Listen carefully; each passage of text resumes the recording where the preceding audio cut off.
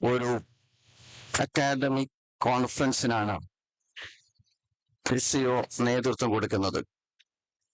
SCOവിന്റെ സംസ്ഥാന പ്രസിഡന്റ് സംസാരിക്കുന്ന ഘട്ടത്തിൽ പറഞ്ഞു, സമകാലികതയിൽ ഇടപെടുകയല്ല, സമകാലികതയിൽ ഇടപെടുകയും ആശയപരമായി ഇടപെടുകയും വൈജ്ഞാനികമായി ഇടപെടുകയും ഭാവിയെ രൂപപ്പെടുത്തുന്നിടത്ത് സക്രിയമായ പങ്ക് നിർവഹിക്കുകയുമാണ് SCO ചെയ്തുകൊണ്ടിരിക്കുന്നത് എന്ന്. കേരളീയ സമൂഹത്തിൽ SCOവിന്റെ ചരിത്രം നമുക്ക് ഓരോരുത്തർക്കും പരിശോധിക്കാവുന്നതാണ്. ചരിത്രത്തിലുടനീളം അതത് കാലഘട്ടത്തിലെ ആശയങ്ങളോട്, ചിന്താധാരകളോട്, ആശയ അടിത്തറകളിൽ നിന്നുകൊണ്ട് തന്നെ വൈജ്ഞാനികമായി ഇടപെട്ടുകൊണ്ടാണ് അതിന്റെ പ്രയാണം മുന്നോട്ട് പോയിട്ടുള്ളത്. ജമാഅത്തെ ഇസ്ലാമി എന്ന് പറയുന്ന ഇസ്ലാമിക പ്രസ്ഥാനത്തിന്റെ വിദ്യാർത്ഥി പ്രസ്ഥാനമാണ് SCO. ജമാഅത്തെ ഇസ്ലാമി ഒരു ആദർശ പ്രസ്ഥാനമാണ്, ഒരാശയ പ്രസ്ഥാനമാണ്. അതുകൊണ്ട് തന്നെ ഇന്ന് രാജ്യത്ത്, നമ്മുടെ സംസ്ഥാനത്ത്, മുസ്ലിം സമൂഹത്തിനകത്ത്, പൊതുസമൂഹത്തിനകത്ത് ഇസ്ലാമിക പ്രസ്ഥാനത്തിൻ്റെ കരുത്തെന്ത് എന്ന് ചോദിച്ചാൽ അതിൻ്റെ ആശയപരമായ കരുത്ത് തന്നെയാണ് ഏറ്റവും പ്രധാനപ്പെട്ട അതിൻ്റെ കരുത്ത് എന്ന് പറയുന്നത്.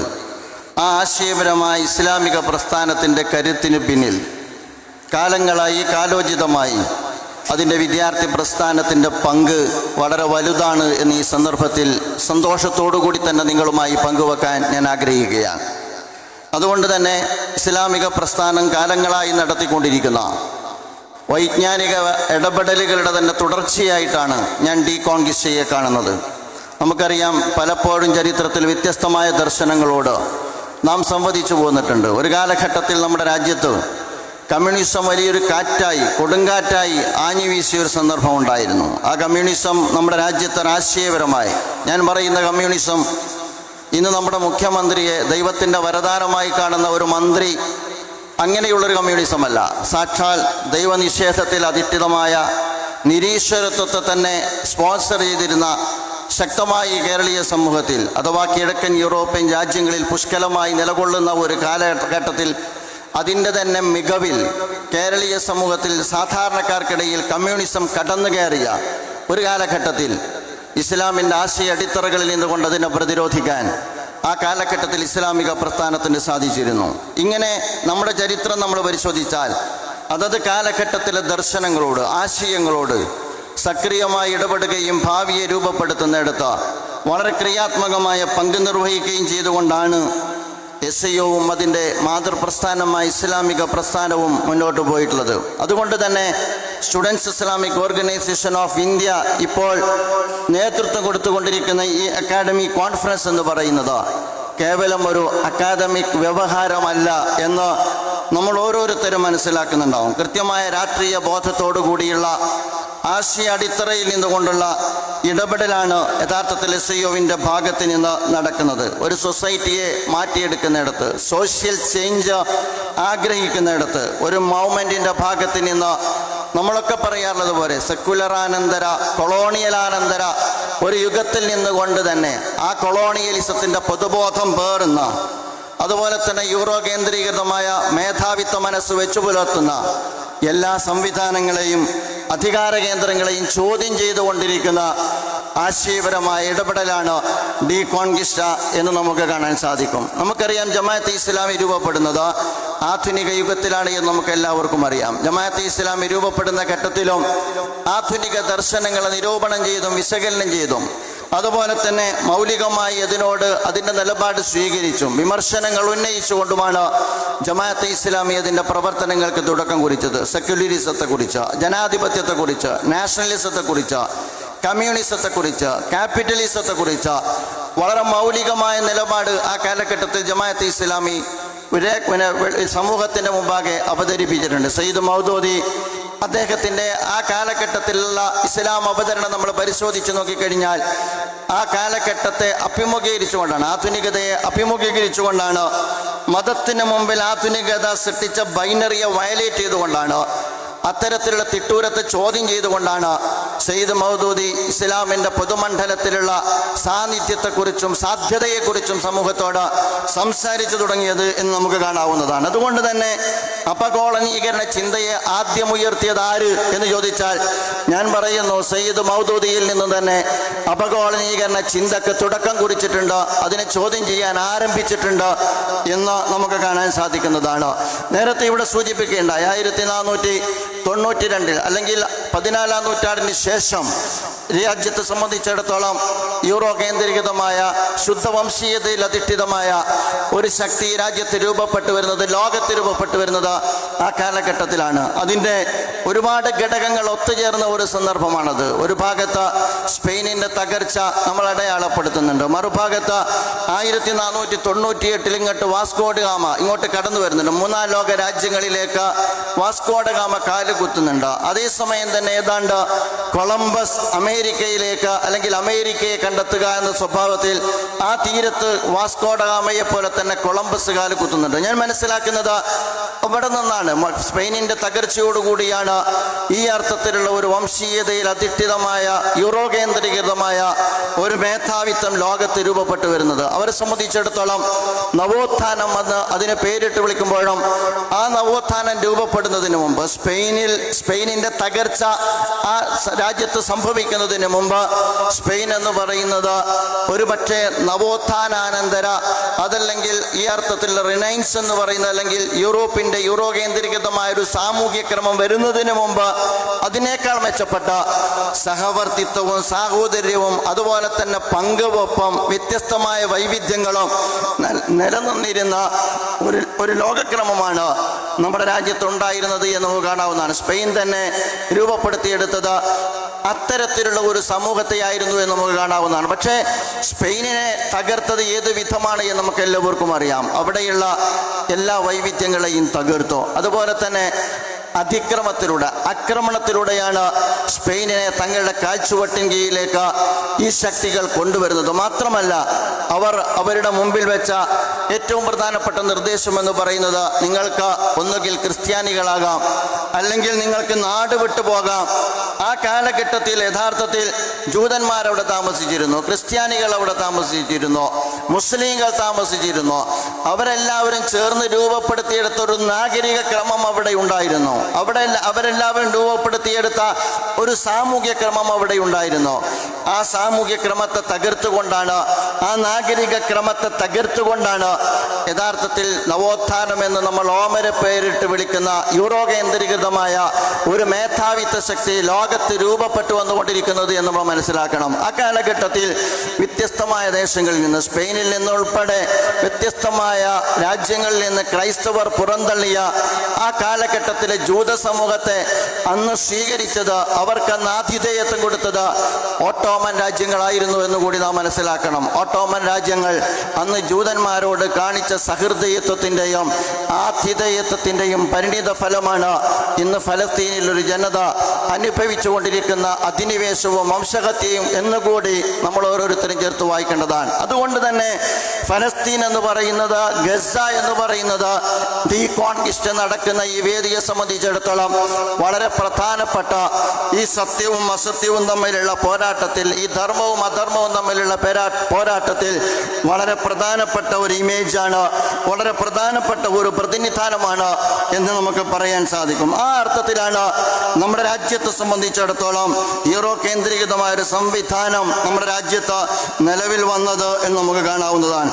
വൈജ്ഞാനിക ഹിംസയിലൂടെയാണ്, നമുക്കറിയാം, അറിവിലൂടെയാണ്. എന്തുകൊണ്ടാണ് SIO ഇന്ന് ഈ അർത്ഥത്തിലുള്ള വൈജ്ഞാനികമായ ഇടപെടലുകൾ നടത്തുന്നത് എന്ന് ചോദിച്ചാൽ, ലോകത്ത് യൂറോപ്പ്, ശുദ്ധ വംശീയതയിൽ അധിഷ്ഠിതമായ യൂറോപ്പ് ആധിപത്യം നേടിയെടുക്കുന്നത് വൈജ്ഞാനികമായ മേൽക്കൈയിൽ കൂടിയാണ്. ആ വൈജ്ഞാനികമായ മേൽക്കൈ എന്ന് പറയുന്നത്, ആ അറിവ് എന്ന് പറയുന്നത്, ആ അറിവിൽ നിന്ന് അവർ രൂപപ്പെടുത്തിയെടുത്ത അധികാരം എന്ന് പറയുന്നത് യഥാർത്ഥത്തിൽ അവർ രൂപപ്പെടുത്തിയെടുത്ത അറിവല്ല, ഒരു ജനതയിൽ നിന്ന്, ഒരു സമൂഹത്തിൽ നിന്ന്, അവരുടെ പാരമ്പര്യങ്ങളിൽ നിന്ന്, കവർന്നെടുത്ത, യൂറോപ്പ് കവർന്നെടുത്ത, പാശ്ചാത്യർ കവർന്നെടുത്ത് സ്വന്തമാക്കിയ അറിവിൻ്റെ പിൻബലത്തിലാണ് അവർ മേധാവിത്വവും അവരുടെ ആധിപത്യവും അവരുടെ അധികാരവും രൂപപ്പെടുത്തിയത് എന്ന് നമുക്ക് കാണാവുന്നതാണ്. ഒരുപാട് ഉദാഹരണങ്ങൾ നമ്മുടെയൊക്കെ മുമ്പിലുണ്ട്.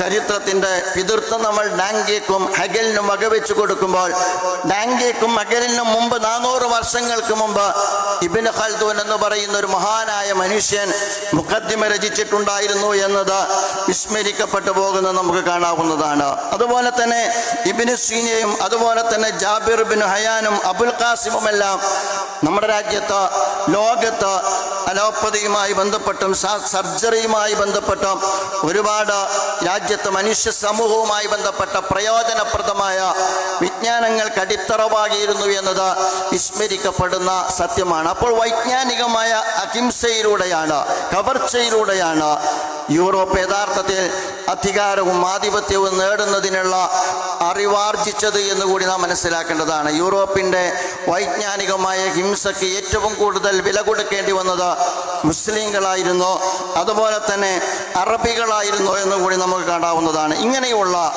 ആ കോളനി വാഴ്ച, ഒരു പക്ഷേ അതിൻ്റെ സ്ട്രക്ചേർഡായ കോളനി വാഴ്ച അവസാനിച്ചു എന്ന് നമ്മൾ കരുതുന്ന ഈ കാലഘട്ടത്തിലും ആ കൊളോണിയൽ ശക്തികളുടെ ആ യൂറോ കേന്ദ്രീകൃതമായ വംശീയമായ പൊതുബോധം അതുതന്നെയാണ് ഇന്നും ലോകത്ത് നയിച്ചുകൊണ്ടിരിക്കുന്നത് എന്നുള്ളത് കൊണ്ടാണ് ഡീകോൺക്വിസ്റ്റ പ്രസക്തമാകുന്നത് എന്ന് ഞാൻ മനസ്സിലാക്കുന്നു. റീകോൺക്വിസ്റ്റയിലൂടെ രൂപപ്പെടുത്തിയെടുത്ത അത്യന്തം അപകടകരമായ, അങ്ങേയറ്റം വംശീയമായ, അങ്ങേയറ്റം ഏകപക്ഷീയമായ, വൈവിധ്യങ്ങൾ അംഗീകരിക്കാത്ത, മനുഷ്യ മഹത്വത്തെ പരിഗണിക്കാത്ത മേധാവി യൂറോപ്പിൻ്റെ ആ മേധാവിത്വ പൊതുബോധം ഇന്നും രാജ്യത്ത് നിലനിൽക്കുന്നത് കൊണ്ടാണ്. നമ്മുടെ സ്റ്റേറ്റ് സ്ട്രക്ചറിനകത്ത് നമുക്കത് കാണാം, നമ്മുടെ അക്കാഡമിക്കിൽ നമുക്കത് കാണാം, മാധ്യമങ്ങളിൽ നമുക്കത് കാണാം, ജനപ്രിയ സംസ്കാരങ്ങളിൽ നമുക്കത് കാണാം, ഭാഷയിൽ നമുക്കത് കാണാം.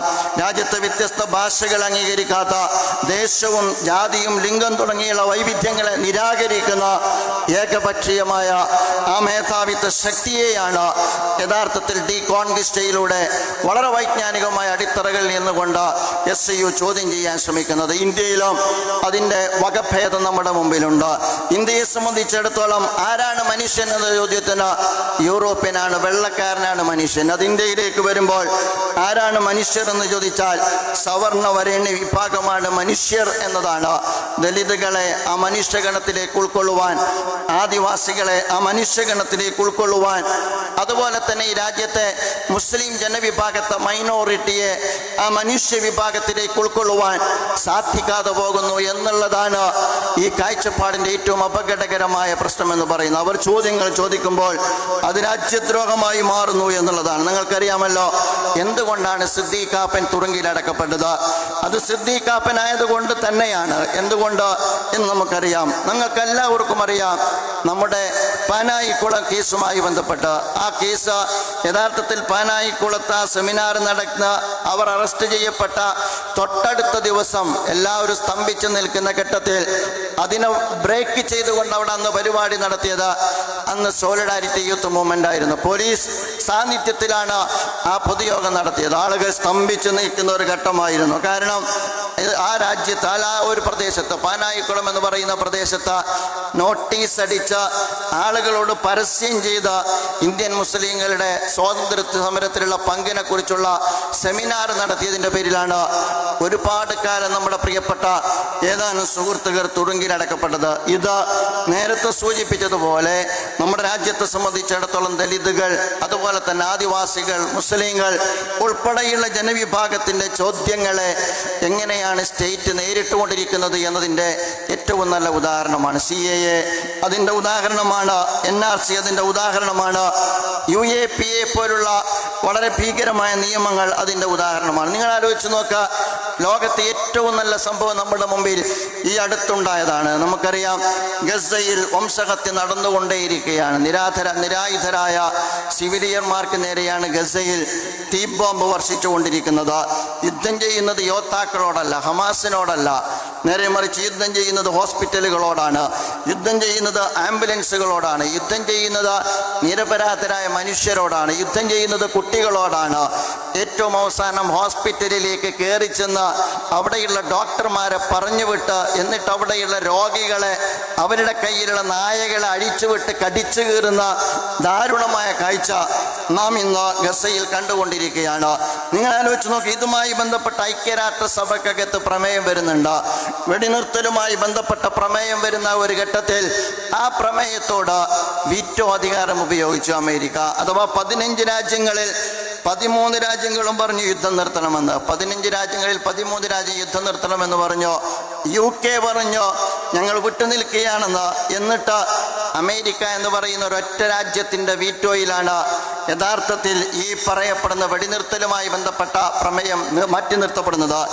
ഇതാണ് യൂറോപ്പ്, ഇതാണ് പാശ്ചാത്യന്മാർ മുന്നോട്ട് വെക്കുന്ന ഡെമോക്രസി എന്ന് പറയുന്നത്. അവരെ സംബന്ധിച്ചിടത്തോളം 13 അല്ല ജനാധിപത്യത്തിൽ വിലയുള്ളത്, മറിച്ച് അമേരിക്കക്കാരനാണ് വിലയുള്ളത്.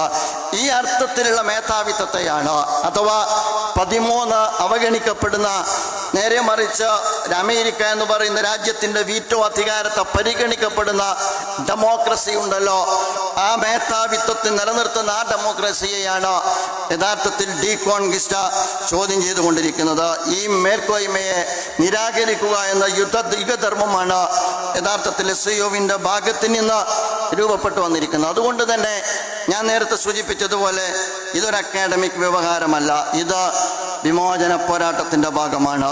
നിലവിലുള്ള അധികാര ജ്ഞാനബന്ധങ്ങളെയും ചട്ടക്കൂടുകളെയും തിരിച്ചറിഞ്ഞുകൊണ്ട് നടത്തുന്ന ഇസ്ലാമിക അടിത്തറകളിൽ നിന്നുകൊണ്ടുള്ള ശക്തമായ പോരാട്ടത്തിൻ്റെ തുടർച്ചയാണ്. ലോകത്ത് കൊളോണിയൽ ശക്തികളോട് ഏറ്റവും കൂടുതൽ ചെറുത്തു നിന്ന ജനവിഭാഗവും ആശയവും ഏത് എന്ന് ഈ സന്ദർഭത്തിൽ നമുക്ക് പഠിക്കാവുന്നതാണ്. അവിടെ നമുക്ക് കാണാൻ കഴിയുക ഇസ്ലാമിക സമൂഹത്തെയാണ്. നമ്മുടെ കേരളത്തിലേക്ക് വന്നാൽ കേരളത്തിൽ തുഫത്തുൽ മുജാഹിദീൻ എന്ന് പറയുന്ന തുഫ എന്ന് പറയുന്നത് അതിൻ്റെ ഡോക്യുമെൻ്റാണ്.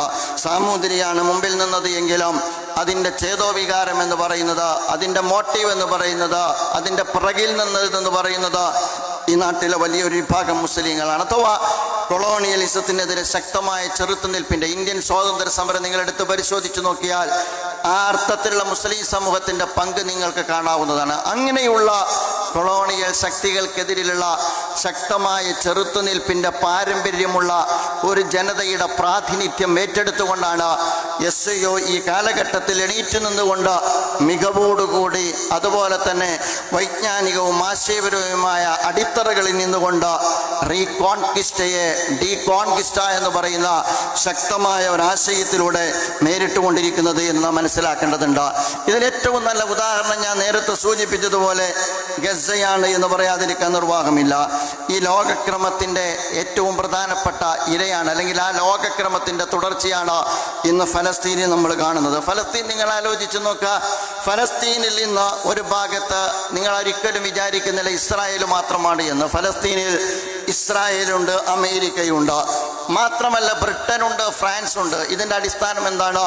ഫലസ്തീനിൽ നടക്കുന്നത് വംശഹത്യയാണ് എന്ന് അവർക്കറിയാത്തത് കൊണ്ടല്ല. അപ്പോൾ നീതിക്ക്, ന്യായത്തിന്, അതുപോലെ തന്നെ മനുഷ്യാവകാശത്തിന് വംശീയതയുടെ വർണ്ണം നൽകുമ്പോൾ ആ അർത്ഥത്തിലുള്ള സഖ്യകക്ഷികൾ മറുഭാഗത്താണ് നിൽക്കുക. 20,000 ആളുകൾ വധിക്കപ്പെട്ട ഒരു വിഷയത്തിൽ, കൊച്ചുകുട്ടികൾ ക്രൂരമായി കൊല ചെയ്യപ്പെട്ട ഒരു വിഷയത്തിൽ എന്തുകൊണ്ട് ലോകത്ത് പരിഷ്കൃതരെന്ന് പറയുന്ന, അതുപോലെ തന്നെ ഏറ്റവും കൂടുതൽ വളർന്നവർ എന്ന് പറയുന്ന, പുരോഗതി പ്രാപിച്ചവരെന്ന് പറയുന്ന ഒരു ജനവിഭാഗം അപ്പുറത്ത് നിൽക്കുന്നു എന്ന് ചോദിച്ചാൽ, നേരത്തെ സൂചിപ്പിച്ച കോളനി വാഴ്ചയ്ക്ക് ശേഷവും ഈ രാജ്യത്ത് നിലനിൽക്കുന്ന ആ കൊളോണിയൽ പൊതുബോധത്തിൻ്റെ, വംശീയ പൊതുബോധത്തിൻ്റെ ഈ കാലഘട്ടത്തിലെ രൂപങ്ങളാണ് നമുക്കവിടെ ദർശിക്കാൻ കഴിയുന്നത്. ഞാൻ മനസ്സിലാക്കുന്നത് നീതിയുടെ പക്ഷത്ത് നിൽക്കുന്നതിന് പകരം സിവിലൈസ്ഡ് പീപ്പിൾ, അൺസിവിലൈസ്ഡ് പീപ്പിൾ, അങ്ങനെയാണല്ലോ വ്യവഹരിച്ചു പോരുന്നത്.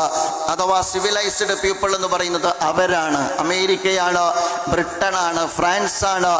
അൺസിവിലൈസ്ഡ് പീപ്പിൾ എന്ന് പറയുന്നത് യഥാർത്ഥത്തിൽ ഈ പറയപ്പെട്ട ഇത്തരത്തിലുള്ള മൂന്നാം ലോക രാജ്യങ്ങളാണ്, അതല്ലെങ്കിൽ ഇതുപോലെയുള്ള ജനതയാണ് എന്ന കാഴ്ചപ്പാട് മുന്നിൽ നിർത്തിക്കൊണ്ടാണ് യഥാർത്ഥത്തിൽ ഈ ഫലസ്തീനിൽ വരെ ഇടപെട്ടുകൊണ്ടിരിക്കുന്നത്.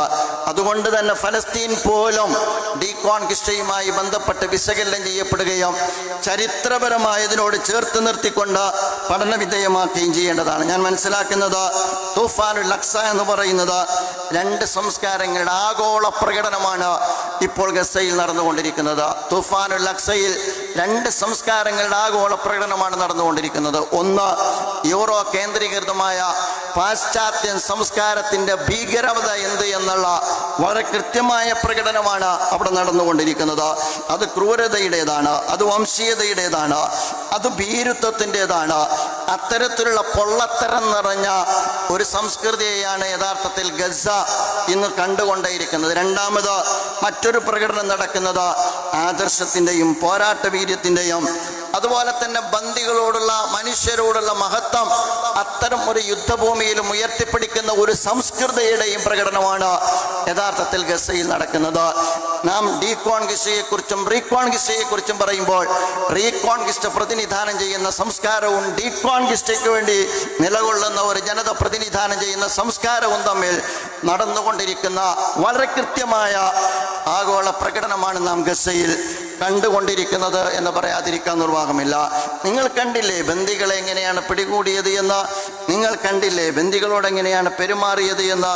നമ്മൾ കണ്ടില്ലേ അവരെ എങ്ങനെയാണ് വിട്ടയച്ചപ്പോൾ പിടികൂടപ്പെട്ട പട്ടിയെ വരെ ഉപദ്രവിക്കാതെ ബന്ദികളോടൊപ്പം തിരിച്ചുവിടുന്ന ഗസയിലെ ഹമാസിൻ്റെ പോരാളികളെ നമ്മൾ കാണുന്നുണ്ട്. മറുഭാഗത്ത് അവർ പിടികൂടിയ ബന്ദികളോട് അവരെന്താണ് ചെയ്തത് എന്നും നമുക്ക് കാണാൻ സാധിക്കുന്ന കാര്യമാണ്. അതുകൊണ്ടാണ് ഞാൻ പറഞ്ഞത്, ഇത് യഥാർത്ഥത്തിൽ ഒന്ന് അഭിമാനത്തെയും മനുഷ്യ മഹത്വത്തെയും പാരമ്പര്യത്തെയും അതുപോലെ തന്നെ മനുഷ്യജീവനെയും തകർത്ത് രൂപപ്പെടുത്തപ്പെട്ട പാശ്ചാത്യൻ വംശീയ മേധാവിത്വത്തിനെതിരിൽ മനുഷ്യ മഹത്വത്തിൻ്റെയും വൈവിധ്യത്തിൻ്റെയും സ്വാതന്ത്ര്യത്തിൻ്റെയും എല്ലാ മൂല്യങ്ങളെയും ഉയർത്തിപ്പിടിക്കുന്ന എല്ലാ അർത്ഥത്തിലുമുള്ള മനുഷ്യൻ്റെ അസ്തിത്വത്തെയും ഐഡൻറ്റിറ്റിയും അംഗീകരിക്കുന്ന മറുഭാഗത്തുള്ള ആദർശ അടിത്തറയിലുള്ള പ്രതിരോധത്തിൻ്റെ രണ്ട് വഴിയാണ് നമ്മുടെ മുമ്പിലുള്ളത്. ഞാൻ അവസാനിപ്പിക്കുകയാണ്. പ്രിയമുള്ള സുഹൃത്തുക്കളെ, അതുകൊണ്ട് അറിവാണ് യഥാർത്ഥത്തിൽ അധികാരത്തിൻ്റെ അടിസ്ഥാനങ്ങളിലൊന്ന് എന്ന് മനസ്സിലാക്കിക്കൊണ്ട് തന്നെയാണ് വളരെ കൃത്യമായ ഇസ്ലാമിക ജ്ഞാനശാസ്ത്രത്തെ വികസിപ്പിച്ചുകൊണ്ട് സ്വയോവിൻ്റെ ഭാഗത്ത് നിന്ന് ഇത്തരത്തിലുള്ള ഇനീഷ്യേറ്റീവ് നടന്നുകൊണ്ടിരിക്കുന്നത്. ഒരു കാര്യം വളരെ കൃത്യമാണ്, നമ്മെ സംബന്ധിച്ചിടത്തോളം രണ്ട് കാര്യങ്ങൾ ഇതിൽ വളരെ പ്രധാനമാണ്. ഒന്ന്, നമ്മുടെ ഇടപെടലുകൾ എന്ന് പറയുന്നത് വളരെ കൃത്യമായ ഇസ്ലാമിൻ്റെ ആശയ അടിത്തറകളിൽ നിന്നുകൊണ്ടാണ്. ഇസ്ലാം മുന്നോട്ട് വെക്കുന്ന സാമൂഹ്യ മൂല്യങ്ങളെ വെച്ചുകൊണ്ടാണ്. ഇസ്ലാം മുന്നോട്ട് വെച്ചുകൊണ്ടിരിക്കുന്ന മനുഷ്യ മഹത്വത്തെ മുന്നിൽ വെച്ചുകൊണ്ടാണ്.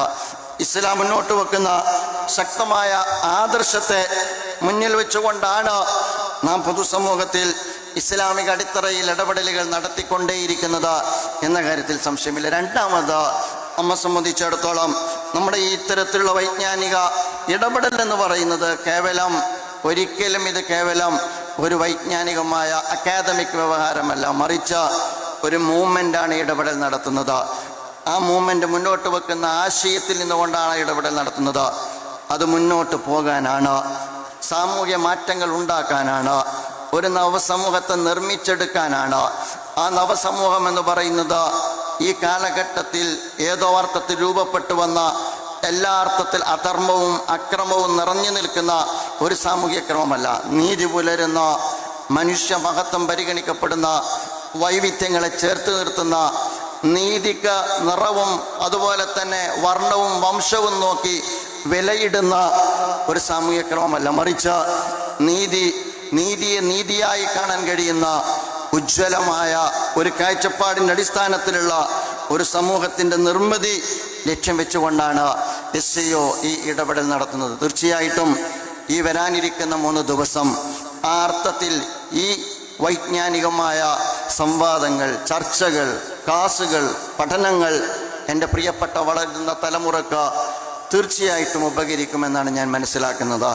നാം ഏതെങ്കിലും അർത്ഥത്തിൽ ബഹളം വെക്കുന്നതിനപ്പുറം ആഴങ്ങളിലിരുന്ന ആദർശത്തിലൂന്നി നിന്ന് മുന്നിലേക്ക് നോക്കി അടുത്ത തലമുറക്ക് ഒരു പുതുലോകത്തെക്കുറിച്ചും ഒരു പുതിയ സമൂഹത്തെക്കുറിച്ചും നല്ല സ്വപ്നങ്ങൾ പങ്കുവെക്കാൻ കഴിയുന്ന വിധത്തിൽ ഈ കാലഘട്ടത്തിൽ ഈ പ്രസ്ഥാനത്തെ ആശയപരമായി വൈജ്ഞാനികമായി മുന്നോട്ട് നയിക്കാനുള്ളൊരു ശ്രമമാണിത്. തീർച്ചയായിട്ടും വളരെ റെലവൻ്റായ ഈ കാലഘട്ടത്തിൽ SCOവിനെ പോലെയുള്ള ഒരു പ്രസ്ഥാനം മുന്നോട്ട് വെക്കേണ്ടുന്ന ഈ അർത്ഥത്തിലുള്ള വൈജ്ഞാനികമായ സംവാദത്തിന് എല്ലാ അർത്ഥത്തിലും ഉള്ള ഭാവുകകൾ നേർന്നുകൊണ്ട് ബിസ്മില്ലാഹിർ റഹ്മാനിർ റഹീം പരമകാരുണികനും കരുണാനിധിയുമായ അള്ളാഹുവിൻ്റെ തിരുനാമത്തിൽ ഇത് ഉദ്ഘാടനം ചെയ്തതായി ഞാൻ അറിയിക്കുകയാണ്. വിശുദ്ധ ഖുർആൻ പറഞ്ഞല്ലോ, ഖുൽ ഹൽ യസ്തവില്ലദീന യഅ്ലമൂന വല്ലദീന ലാ യഅ്ലമൂൻ ഇന്നമാ യതദക്കറു ഉലുൽ അൽബാബ്.